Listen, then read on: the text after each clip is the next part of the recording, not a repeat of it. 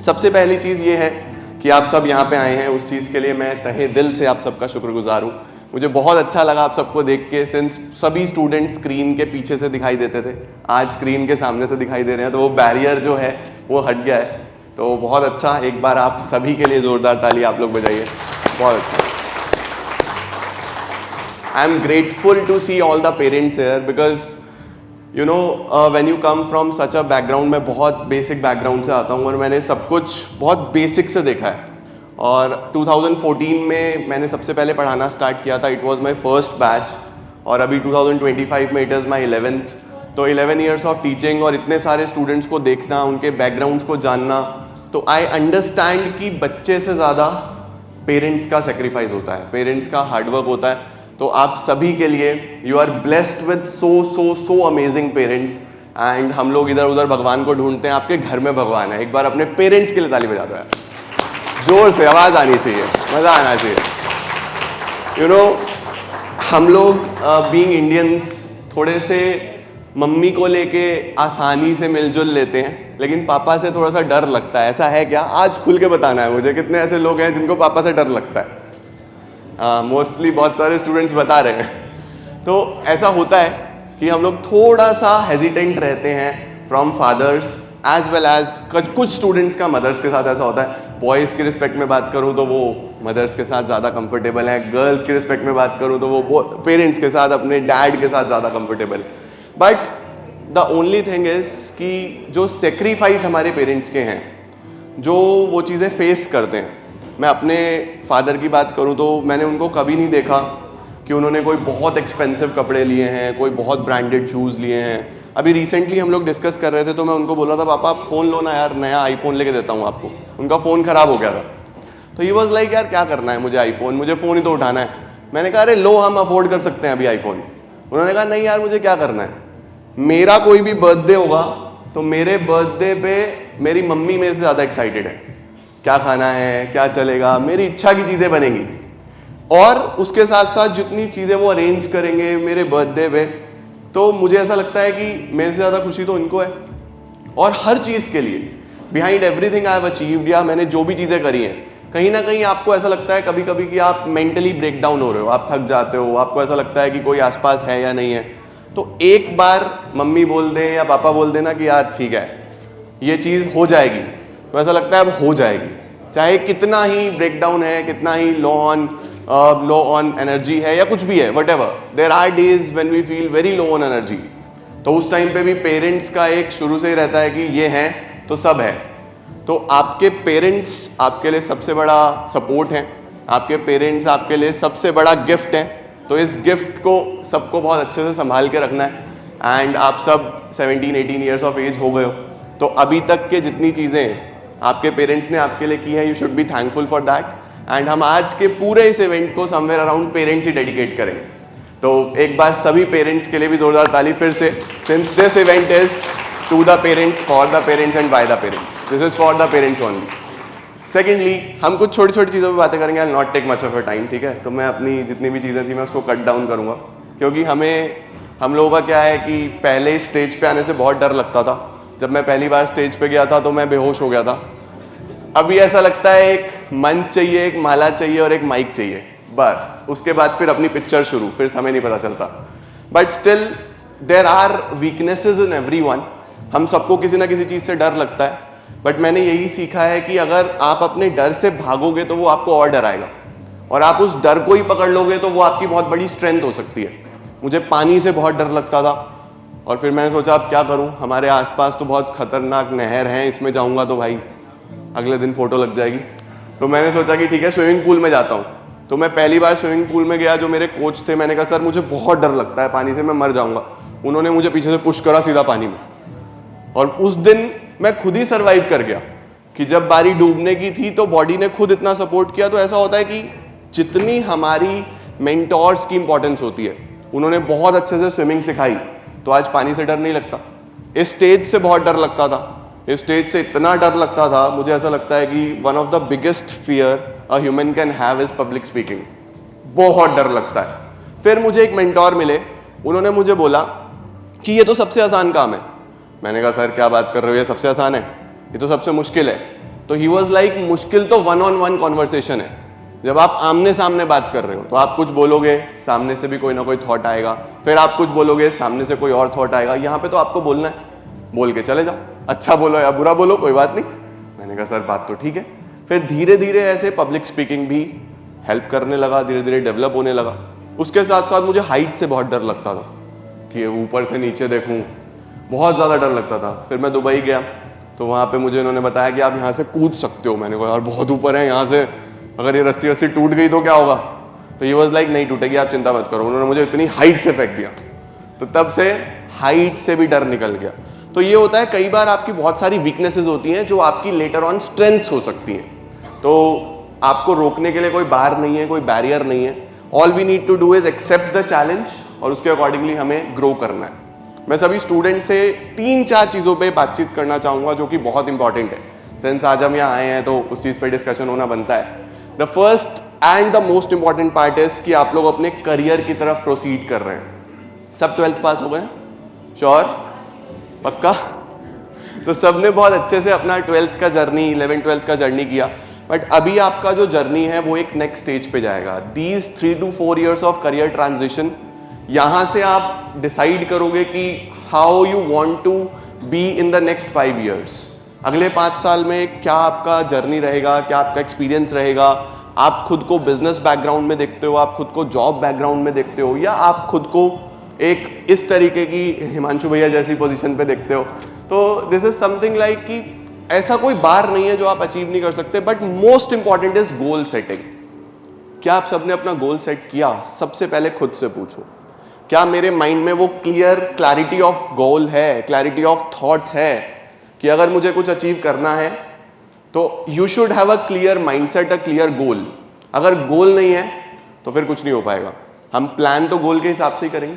तो सबसे पहले तो माइंड में गोल चाहिए कि होना चाहिए। Once you are done with your goal, then you need execution. 90% of the people do not execute. 100% make plans, 90% are only doing the planning. There are only 10% of the people who actually execute. तो अगर आप execute करोगे तो ही तो कुछ achieve करोगे। अगर आप पेपर पेन लेके प्लानिंग करते रहोगे तो it is just a waste. तो सिर्फ प्लानिंग से नहीं है, गोल सेटिंग के बाद एग्जीक्यूशन बहुत इंपॉर्टेंट है। Thirdly you need diversity. Diversity is कि हमारा एनवायरमेंट कितनी तेजी से चेंज हो रहा है। आज से 5 साल पहले क्या हम ये ऑनलाइन लर्निंग को एक्सपीरियंस कर सकते थे या सोच सकते थे कि ये ऐसा भी कुछ होगा? जब मैंने 2017 में अपनी फर्स्ट वीडियो पोस्ट करी थी यूट्यूब पे, तो हम लोग यूट्यूब खोलते थे सिर्फ एंटरटेनमेंट के लिए कि हम चेक करेंगे, मूवी देखेंगे, एंजॉय करेंगे, थोड़ा रिलैक्स फील करेंगे। But 2017, 18, 19 it was a very tough journey for me, क्योंकि मैं वीडियो अपलोड करता था, कोई देखता ही नहीं था। यूट्यूब पे पढ़ने कौन आता है? यूट्यूब पे तो सब क्या करने आते हैं, अपना गाना सुनेंगे, पिक्चर देखेंगे, entertainment platform it was basically. But 2020 when COVID came, तो सबको ऐसा लगा कि इस प्लेटफॉर्म पे ही अब हमें घर पे बैठ के पढ़ना पड़ेगा, सिंस और कोई तरीका नहीं है। तो it was a blessings in disguise for all of us कि हमें मौका मिला अपनी आवाज़ को कहीं दूर तक ले जाने का, दिखाने का कि how we teach, what we teach, और स्टूडेंट्स को मौका मिला ऐसे टीचर्स तक भी एक्सेस होने का जो शायद उनके आसपास वो ढूंढ रहे थे। मेरे पास बहुत दूर दूर से, पता नहीं कहाँ, ऐसे कॉर्नर्स ऑफ द सिटी से मेल्स आते हैं, टेक्स्ट आते हैं, जहाँ पे स्टूडेंट्स मुझे बताते हैं कि कोई फैसिलिटी नहीं है, we are 100% relying on you. अब फिर मुझे ऐसा लगता है कि it is not just about कि मुझे वीडियो पोस्ट करनी है, it is a big responsibility. तो I always do it as a big responsibility, as a huge responsibility, और उसी के हिसाब से अभी तक किया भी है। तो डाइवर्सिटी बहुत इंपॉर्टेंट है। पहले नॉर्मल ब्लैक बोर्ड्स होते थे, फिर हम वाइट बोर्ड्स पे आए, अब हम डिजिटल बोर्ड्स पे हैं। आज से 5 साल बाद पता नहीं हम किस तरीके से चीज़ें कर रहे होंगे। तो अगर मैं खुद को टेक्नोलॉजी के साथ चेंज नहीं करूंगा तो फिर मैं कुछ भी नहीं कर पाऊंगा। तो you need to adapt yourself to technology, you need to adapt yourself to the changing environment. आज से 5 साल बाद पता नहीं बिजनेस कैसा होगा, आप सब कहीं ना कहीं बिजनेस बैकग्राउंड में जाओगे। डिफरेंस क्या होता है? या तो आप अपना बिजनेस बना रहे हो या आप किसी और का बिजनेस बना रहे हो। बिजनेस आप ही को बनाना है, सारा अल्टीमेटली आप ही बनाओगे। कोई भी बड़ा बिजनेस आप समझो, हम इंडिया की बिगेस्ट कंपनीज की बात कर लेते हैं, हम अंबानीज अडानीज की बात कर लेते हैं। आपको क्या ऐसा लगता है कि मुकेश जी सब खुद कर रहे हैं? उनके पीछे एक बहुत ह्यूज टीम है। तो 2 ही चीजें मैंने तो सीखी हैं कि या तो आप खुद का अपना रिलायंस जितना बड़ा बिजनेस बना लो, अगर आप रिलायंस जितना बड़ा बिजनेस नहीं बना सकते तो आप रिलायंस का पार्ट बन के कंट्रीब्यूट करो। तो कहीं ना कहीं आप कंट्रीब्यूट तो करोगे, या आप अपना बिजनेस में कंट्रीब्यूट करोगे या आप किसी और के बिजनेस में कंट्रीब्यूट करोगे, बट आप सब कहीं ना कहीं बिजनेस बैकग्राउंड से जुड़ोगे, बिकॉज विदाउट बिजनेस कुछ हो ही नहीं पाएगा, कुछ चल ही नहीं पाएगा। बट बिजनेस के लिए तो सीखना पड़ेगा। आर्टिफिशियल इंटेलिजेंस आ गया, सब कुछ चैट जीपीटी से आ जाता है। हम लोग इतने सारे कैंडिडेट शॉर्टलिस्ट करते हैं जिसपे हमें मेल्स चाहिए होती हैं, 80% of the mails are ChatGPT generated, same pattern. और अब हम लोगों को हैबिट हो गई, हमें पता चल जाता है कि ये चैट जीपीटी से लिखा है। सीवी चेक करो, इंटरव्यू लो, कैंडिडेट का कुछ और निकलेगा।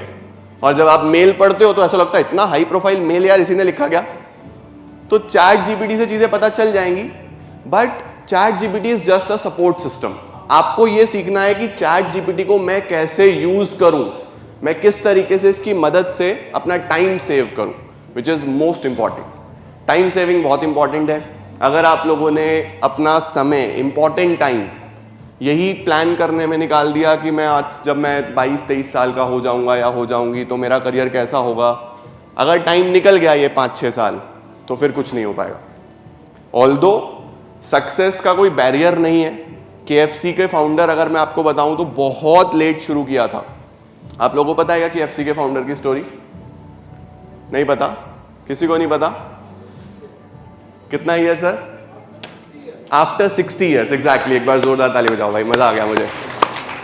तो he was above 60 when he started KFC। तो सक्सेस का कोई बार तो है नहीं, बट स्टिल हम उस सक्सेस का क्या करेंगे जब मुंह में खाने के लिए दांत नहीं है और सिर पे दिखाने के लिए बाल नहीं है? क्या करेंगे हम उस सक्सेस का? देखो, success everything hits on the right time. आपको मजा तब आएगा जब आप सही समय पे अचीव कर पाओगे। आज से 5 साल बाद, 10 साल बाद, it is your time to enjoy. This is your time to do all the hard work you can do for your career. ये अगले 5-7 साल, 8 साल, 10 साल जितना हो सकता है करियर बनाओ। अभी I am not yet 30, I will be entering my 30s in next 1-2 years। But आपको ऐसा लगता है कि मैं अपनी लाइफ एंजॉय नहीं कर सकता आज? क्या आपको ऐसा लगता है कि मेरे पास सारा मेरा टाइम चला गया, मैं एंजॉय नहीं कर पाऊंगा अपने जीवन को? ऐसा कुछ है? I can do each and everything I want. I can afford each and everything I want. जो भी मुझे चाहिए मैं आज कर सकता हूं. But I have put in my 11 years in all this. I have sacrificed everything in the last 11 years और हर चीज छोड़ी है। जब मैं स्कूल में था तो मेरा बहुत बड़ा फ्रेंड सर्कल होता था। हर दूसरे दिन किसी ना किसी का बर्थडे होता था। अभी सिर्फ छोटा सा रह गया है 2 लोग, बट वो 2 लोग वो हैं जो एक्चुअल में मुझे चाहते थे कि मैं कुछ करूं, बाकी तो सिर्फ भीड़ थी। तो अल्टीमेटली आपके पेरेंट्स, आपके कुछ बहुत क्लोज फ्रेंड्स और बहुत क्लोज एक्विंटेंस होंगे जो चाहते हैं कि आप कुछ अचीव करो। अदरवाइज लोग आपके साथ जुड़ते हैं, आपका साथ देते हैं, बट वो तब तक जब तक आप उनको एंटरटेन कर रहे हैं। बाकी सब तो part and parcel of life है। बहुत सारे लोग आपके जीवन में आएंगे, बहुत सारे लोग आपके जीवन से जाएंगे, बट आपको करियर बनाने के लिए 3 से 4 चीजें बहुत बहुत बहुत इंपॉर्टेंट है। डाइवर्सिटी, टाइम सेविंग, क्योंकि हर चीज सही समय पे अच्छी लगती है। अगर सही समय पे नहीं होगी फिर उसका कोई फायदा नहीं है। अगर आपको कोई कॉम्पिटिटिव एग्जाम क्रैक करना है, आपको सिविल सर्विसेज में जाना है, एज लिमिट है ना? एज लिमिट निकल जाएगी फिर कैसे सिविल सर्विसेज में जाओगे? क्यों रखी है एज लिमिट? फिर तो कभी भी कर लेते। अगर आपको CA बनना है, CS बनना है, CM में करना है, कुछ भी कॉम्पिटिटिव एग्जाम क्रैक करना है, अगर आप 30, 40, 50 में अचीव करोगे फिर आप अपनी लाइफ कब इंजॉय करोगे? 18 साल तुम्हें पढ़ते हुए हो गए हैं, 10 साल और करियर पे लगाओ, 35 पे रिटायर हो, एंजॉय करो। बाद 60 पे रिटायर हो गए क्या करोगे मुझे बताओ? 60 पे रिटायरमेंट का कोई मजा है? ये जो जेन Z है ना, इसको ये बार चेंज करना है। 60 पे रिटायरमेंट नहीं चाहिए हमें कितने पे रिटायरमेंट चाहिए? 35 पे रिटायरमेंट चाहिए। अब 35 तक देखो कितना टाइम है आपके पास। यू आर जस्ट 17-18, तो 35 तक कितने साल हैं आपके पास? 18 से 35 माइनस करो जरा, मैं तो नॉन मैथ्स हूं। कितना होगा? 17 ईयर्स। 17 ईयर्स में आपको पता है आप कुछ भी कर सकते हो। आपको नहीं पता प्राइम मिनिस्टर ऑफ इंडिया हो 17 साल बाद। You never know.